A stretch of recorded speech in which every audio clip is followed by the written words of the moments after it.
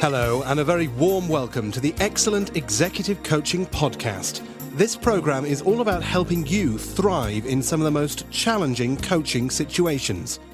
Our aim is to support you in bringing your coaching to the next level, whether you're new to coaching or you're already an expert professional. Welcome to the Excellent Executive Coaching Podcast. I'm your host, Dr. Katrina Berus, and today we have Jonathan Goldhill, a specialist in advising family businesses. Jonathan, welcome. Katrina, thanks so much for having me on your show today. So tell us a bit about your background with your family's business and how you started by getting into this field of advising family businesses. Katrina, it started as a child. I grew up in New York in the suburbs. And my family, I was well aware that my family had built a very successful business. My grandfather, his father, and my grandfather's brothers, so there were four of them, started a business around the turn of the early 1900s. My grandfather and his brothers were 9, 11, and 13 years old when they were on the streets of New York City hustling men's suits. They sold a three-piece suit for $9.99, if you can believe it, Katrina. No, I can't. How much would that be worth today? I don't know, but I think most suits I buy, if I ever buy one, they're like $999. Yes, well, nice suits. Yeah, exactly right. Not Men's Warehouse, but no offense to Men's Warehouse. Anyway, my family then proceeded to continue to grow that business. Every family member was involved in the business. And when I used to ask my mother, like, well, how big is this business? And she would explain to me, like, well, everyone in the family worked in this business. And it grew to the point where they had 1 million square feet of factory floor space in the United States, manufacturing men's suits for other in companies. One generation, two generations, three generations? So there's now 3 generations going back. I'm now in the 1980s in my story here. And there's 3 generations, but the third generation, no one was really very few were bloodline family coming into the business. And I think partly because of that, partly because of maybe manufacturing was starting to move offshore and overseas and out of the United States, that my family sold the company. And very unusual, Katrina, they sold the company but maintain lifetime employment contracts as CEO and COO. Oh, wow. How interesting. And then, under that management, they later bought some very big brands and manufactured for them, the most notable being Botany 500, which was a clothing outfitter to the entertainment industry. All the game shows, the popular TV shows of the 70s and 80s were all Botany 500. Very interesting, huh? Yeah. So what happened for me then, my journey was I moved to California at the age of 20 to finish up college. And I was in search of my own freedom, if you will, or I had a certain amount of freedom because of the family success. I had some money and some freedom and was upwardly mobile and came to California, moved to Santa Barbara to go to college. Oh, really? And Santa Barbara. I go there very often. Beautiful place, right? Uh-huh, right. Absolute paradise. And I certainly wasn't interested in family business at that point. But a number of years later, I returned to get an MBA and I studied entrepreneurship at USC. And that's when I started taking a real interest in family businesses, smaller businesses, and growth companies. I was not the MBA who was going to go into corporate America and work for a big company. I wanted to be a maverick and be in the entrepreneurial consulting space. So that basically is how I got into starting to work with entrepreneurs. And what I discovered over time was that so many of them were family businesses, depending upon how you define family businesses. So please define us. Family businesses. This gets very complicated because I was on a webinar yesterday where they tried to narrowly define it defined it in sort of a middle range definition and then a broad range. And in the most broadest range, I noticed that they weren't even including founder firms where there might be a spouse involved. But at the broadest range, more than 80% of companies in the United States are family owned, run, controlled, or have some involvement. At the most narrow range, about a third are family owned and controlled and multi-generational. So it's kind of a subject that is studied but difficult to actually quantify. Uh-huh. So, okay, so you come from a family-owned businesses that sold, so you had the choice of doing what you wanted. So you were doing consulting. You had this attraction not to the corporate life, but to entrepreneurship, growth companies. So how did you start helping them? What part of your knowledge and helping them came from your own family business that your parents owned, I guess? I would say virtually none of it came from my own family business.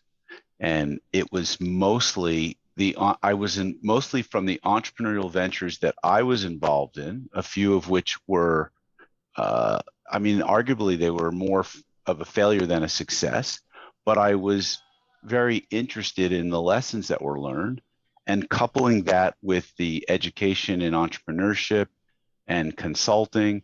I think I had, when I first came out of school, the skills to be a very good consultant.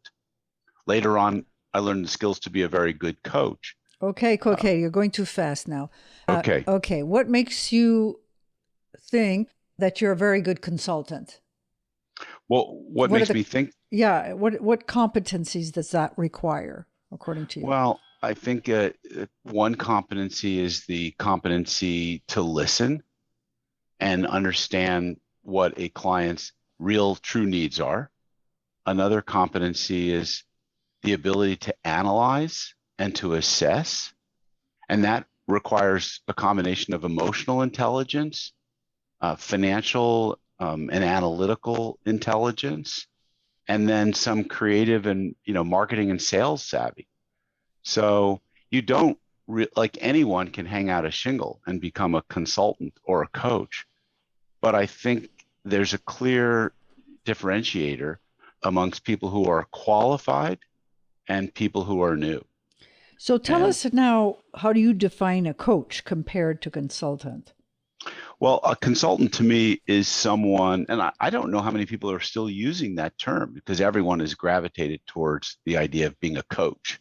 But as a coach, I come in with a standard playbook that is customized to my clients and a standard set of understanding and knowledge that from other clients that I've served, where I know these particular tools work inside of most companies, and I help them apply those tools, or let's call them best practices.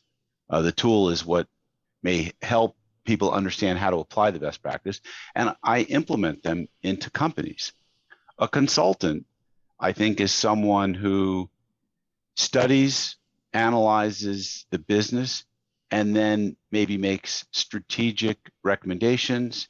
They do work for hire as project consultants, so they may be helping to secure financing for a company. They may be doing a strategic plan. They may be raising money with investors. So I tend to think of consultants as project type work and coaches as more behavioral change within an organization and executive education. So I like to think that coaching provides the right information such that incremental increases in cash flow will pay for the coach continuing to be there and add value. Mm-hmm. So probably the International Coaching Federation would say that it is really on the fence between consulting and coaching, what you call coaching, because usually coaching is really having the other person brainstorm, do their strategy, everything, and not really give much content. So you do, so it's like you do a little bit of both. Exec education is really teaching in some ways. So I don't know if coaching in the purest, hey, a lot of coaches do a lot of things, but in the purest sense, if it's education with a toolbox and best practices, because that's really advising to some degree. Yeah, well, I won't disagree with you. I think that I think there's a nuance here. And I don't think most entrepreneurs, or let's just say almost none of the clients that I've really ever worked with have ever asked me, are you certified? They don't know what certification is. It's not like being a CPA, certified public accountant, versus being an enrolled agent or just an accountant, bookkeeper type. But if you think of pure coaching as just this school where there's this, I think they call it appreciative inquiry, where you're helping the client draw their own conclusions by asking questions that bring the information out. I don't disagree with that, but I think that's just limited. It's only a narrow definition of coaching, because when I think of coaching, I first think of the sports franchises and the great coaches that are out there, and they definitely bring a playbook. John Wooden had his pyramid of success and had very simple and clear rules. I think every basketball coach that I've ever known, and they come in with a playbook. Yes, Football coaches. I'm not debating whether it's good or bad. I'm just saying in the purest form of coaching, according to the ICF, it is asking questions to bring elements out. So you have a combination of that. Appreciative inquiry is really looking at the positive to build on the positive. It's one aspect or one approach, right? One theoretical approach to coaching. There's evidence-based. There's cognitive psychology that influences some coaches. But it's very interesting that you clarify this for us. I want to know what you think are mostly the biggest challenges that family-owned business.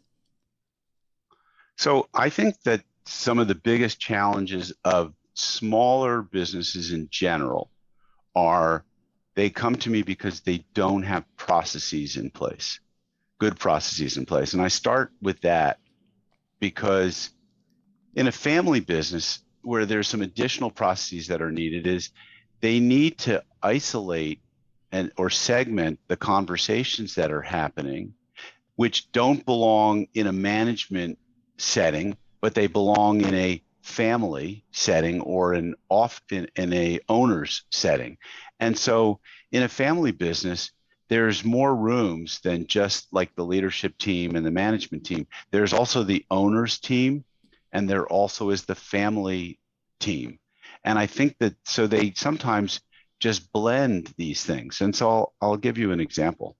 Oh, good. I was dealing with a client who the business was a construction company owned by a man in his early 60s who had his son and his stepson running the business as quote unquote co-CEOs. They didn't have that title per se, but they were sharing the president role. There was an issue though, and the issue that I was quickly able to see and try and help them work through was that the stepson and the stepfather, there was a lack of trust between the two of them. Whereas the son and the father, there was a very trusting relationship. And so this lack of trust created lots of problems in the business around how to get on the same page with each other and create alignment around the priorities, the vision, how they use finances to expand or grow the business. There were many bones of contention that these two individuals had with each other. And it wasn't until we basically separated them that the business was able to kind of move forward without so much conflict. So in any business, one of the processes you need to have is around how to manage communications, and how to manage conflict in a business. But it does show up a lot more, the conflict, typically in a family business, because of these overlapping relationships and roles. That's very interesting. So when the stepson and the owner didn't get along, you said you separated them. Can you give a specific example what you did? Because you just said that it's managing communication and conflict. Yeah, so what I did was I used a DISC, which is a behavioral assessment profiling tool, and I thought it would be helpful for them if they looked through that window. And then I also had them read the book, The 5 Dysfunctions of a Team, to talk, which is a very popular book in coaching leadership teams. And I had them go through some of the trust-based exercises that Patrick Lencioni talks about and shares in that book. And it exposed a lot of the conflict between them. And so then I took them through some best practices in communication. And I have a set of ground rules for what builds a healthy team and relationship in a company. And so we worked through some exercises there. And it was really a month or two later that the stepson announced that he was going to leave the company. Oh, really? And honestly, there wasn't really much of a fight at that point. I found him to be difficult to coach because I found him somewhat obstinate and stubborn and unwilling to listen to his father's point of view or perspective. And I found him defensive. And I really thought, it's probably just best if he goes on, frees up the salary. We can hire someone to do the production work that he was doing. And I think things have been much better since he left. Right, because without trust, there's not much you can do, right? Exactly. Especially at that level. So how much of your business is in coaching and consulting? And tell us a little bit how you use your 5 Ps playbook or framework in the coaching situation. Yeah. So the 7 Ps framework, which is purpose, planning, products, people, priorities, processes, and performance, is pretty much running throughout all of my coaching engagements. The least amount of emphasis is usually on the products. And by products, I'm talking about products or services. And what I'm specifically focusing in on is what needs to be done to upgrade or improve the experience the customer has with your product or service. I do find that there's quite a bit of work that can be done helping a client to better identify their ideal client profile and to improve their marketing messaging, and then to get out in front of the customer or client and find out get more feedback about how they're doing.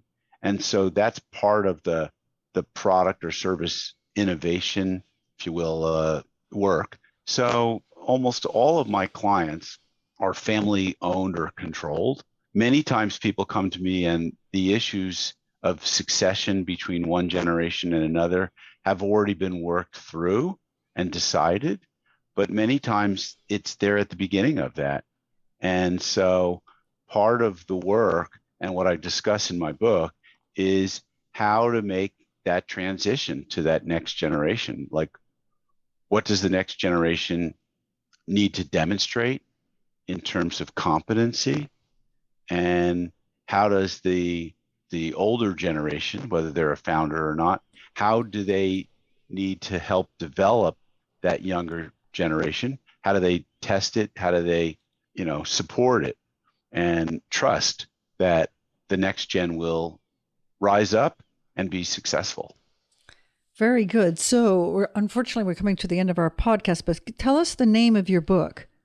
The book is called Disruptive Successor, A Guide to Driving Growth in Your Family Business. Excellent. And you can find that on Amazon or at my website, disruptivesuccessor.com. Excellent. And what tip would you give to people that are coaching small businesses? Well, if you're coaching small businesses, you really need to understand what are the small business owners' challenges. And, some of the most common challenges, or one of the most common challenges, is that they're probably wearing too many hats, doing too many things, and some might be feeling like they're working too many hours and feel overwhelmed, overworked, frustrated. And so my best coaching tool, if you will, is one that helps them to delegate and elevate, as some systems might call it, or I separate their vital few from their trivial many.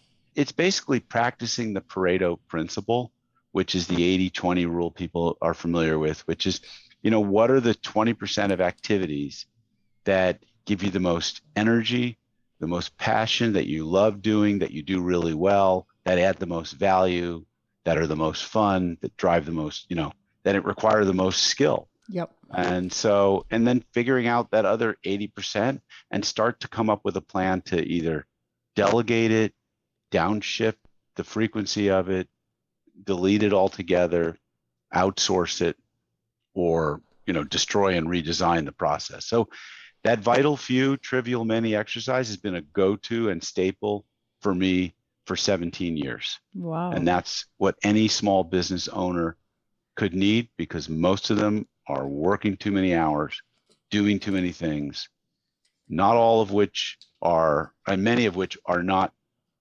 owner, CEO, or president level type work. Absolutely. So tell us your 7 steps of your playbook again. Yep. So the first one is purpose, which is what is your why? Because you got to get people engaged in why you're doing what you're doing. And that's where we get into talking about core values and the importance of that. The second one is planning, which is, what's the vision? 1 year, 3 years, 10 years? What are your products, which I discussed?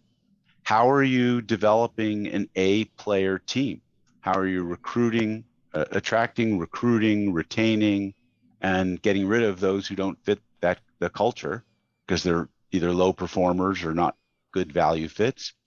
What are your priorities for the next 90 days? Often they're called rocks. What are the key processes that need to be documented and shared by all so that there's consistency in the customer experience and in the employee work? And then how do you measure performance? And it's measured beyond just your profit and loss, but also by your balance sheet and also by the return on investment model. Great. So that's the 7 Ps. Great. Nice and thorough. Thank you so very much, Jonathan. Very interesting. And I encourage people to go to your website to check it out. Thank you so much. Thank you, Katrina. Thanks for listening to the Excellent Executive Coaching Podcast. We hope you enjoyed the program. You can subscribe to all future podcasts at excellentexecutivecoaching.com and sign up for monthly newsletters featuring all the latest tips and techniques to bring your coaching to the next level. Join us again soon, and until then, bye for now.